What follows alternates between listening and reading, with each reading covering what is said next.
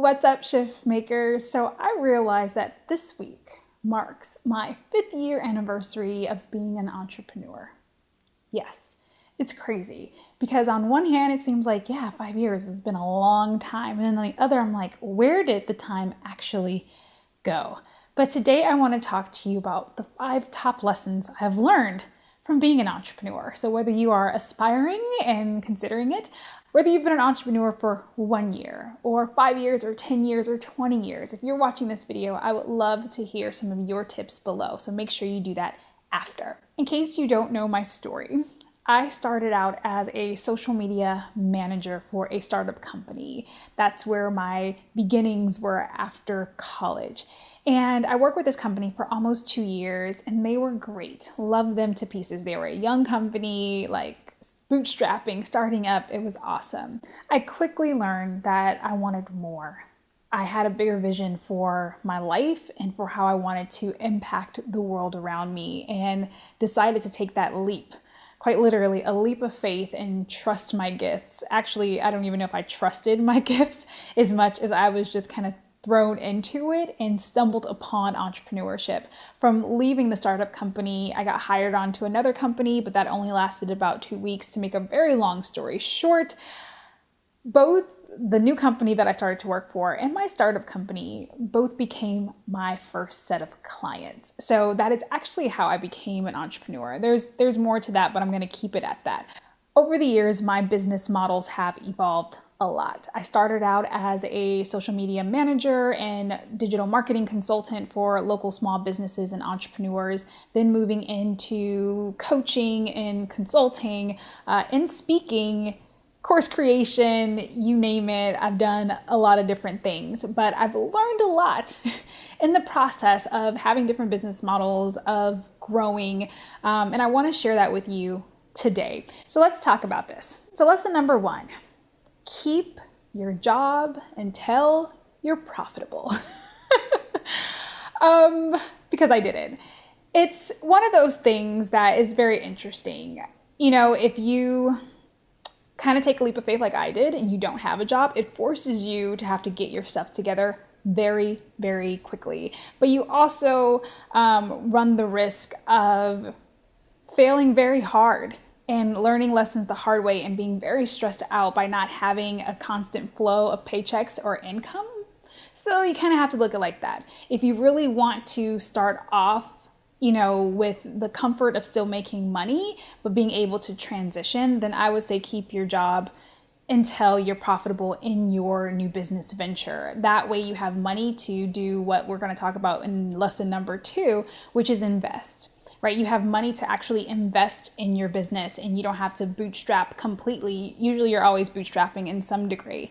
But if you have no money at all when you're just starting out and you're trying to piecemeal everything together, that becomes very stressful. So I would say keep your job and have the money that's necessary for you to invest. Now, depending on the type of business you're starting, investment levels really do range from a couple $100 to a couple $1 million, right? But being a service-based entrepreneur, your overhead is quite low, especially if you're a service-based solopreneur and you're providing services based on your experience and your expertise. If you're building an online business, you obviously need the framework of what you're building, maybe a blog, a storefront, e-commerce, all the tools that it takes to build your online business.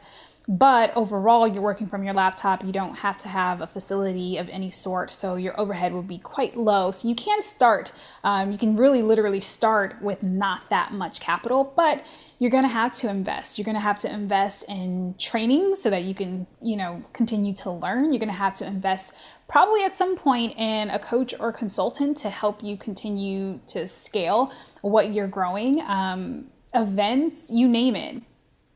Let me fix my shirt. But the investment doesn't just start or stop with financial investments. It also leads into the physical, right? The physical and emotional investment of being an entrepreneur, as well as the time investment, because there is a lot of time that goes into building your business. From year 1 to year 5, in my opinion, it's still a lot of time. But good time, okay? Good time, because you are constantly working to do more of what you want to do and what lights you up, which actually brings me to lesson number 3. Stop doing shit you hate. Don't do things that you do not like. And that goes for the type of business that you're creating, as well as like the little things that you absolutely hate doing. It's probably time to outsource it.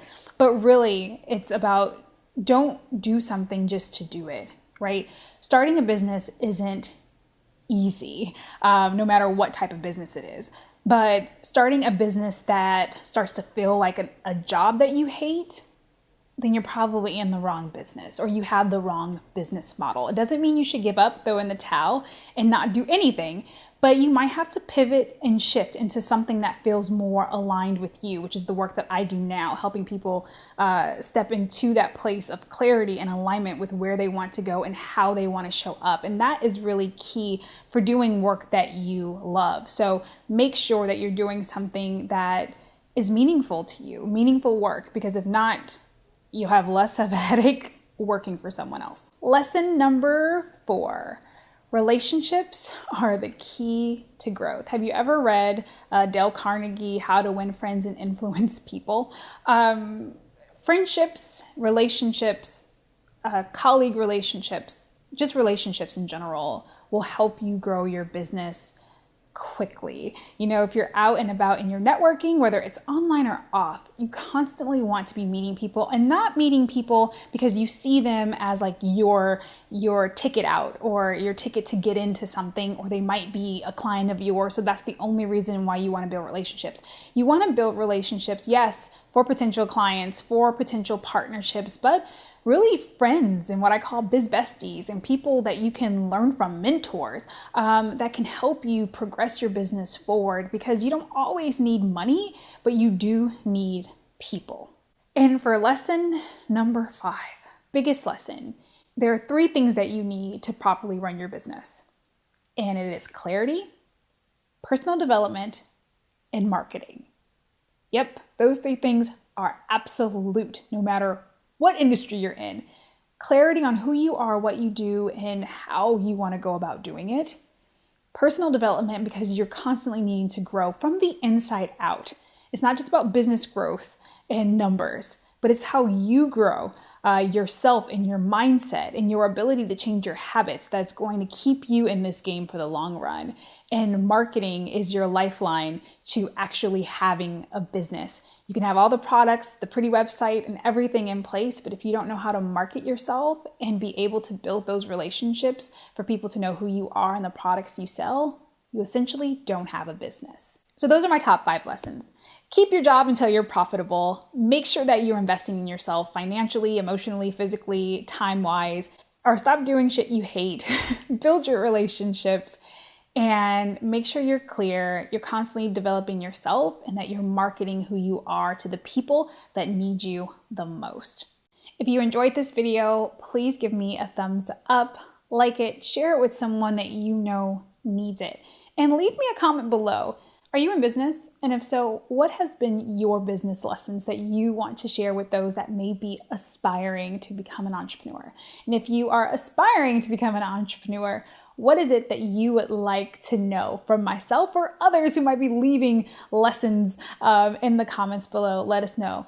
And of course, I'm not going to leave you hanging. If you want a really awesome resource I have, click the link below for my online business toolkit. Whether you're an offline business owner or an online business owner, they tend to overlap these days when it comes to the tech and the resources that are needed. These are all the tools and resources that I use to really amp up my business. Things from, marketing tools to platform development to visual design, all the little things that I've used over the years that have helped me grow my business. So you can grab that below this video. But remember that small shifts lead to big change. So keep going, keep growing, and I will see you in the next video. If you've been an entrepreneur for 1 year or hundreds of years, that's not it.